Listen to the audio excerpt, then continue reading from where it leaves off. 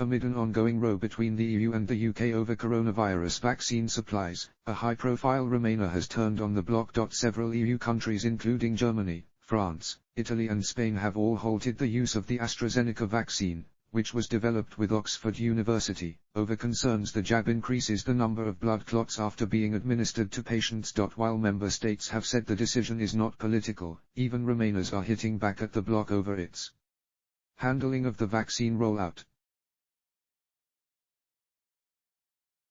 Blackadder star and Time team presenter Tony Robinson, who has been a vocal critic of Brexit, has now lashed out at the EU's tardy vaccine rollout. Mr. Robinson tweeted, "I still believe our leaving the EU will prove a disaster, but its tardy approach to vaccination, and its vindictive and totally unnecessary treatment of AstraZeneca, will confirm many Brexit voters in their belief that the EU is a bad thing, and I find it hard to blame them."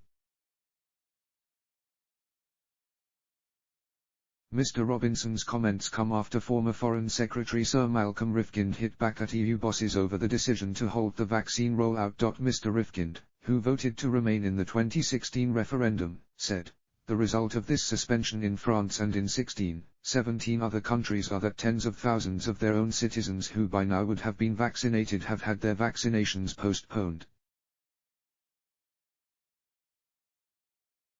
Some of them, even if the governments change their policy, will have become very nervous.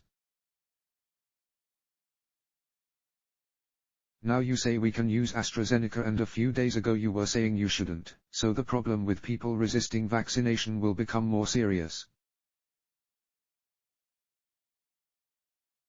The whole thing is a very, very foolish mess, and on that could have easily been avoided." Earlier this week, Germany's health ministry announced it would halt administering the vaccine with immediate effect.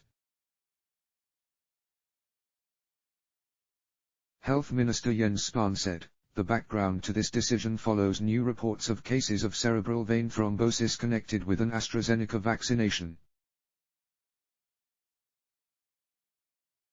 In light of these newly reported cases, the Paul Ehrlich Institute today re-evaluated the situation and recommended a suspension of vaccinations and further analysis." Mr. Spahn reassured the decision was not political and said they did not take the decision lightly.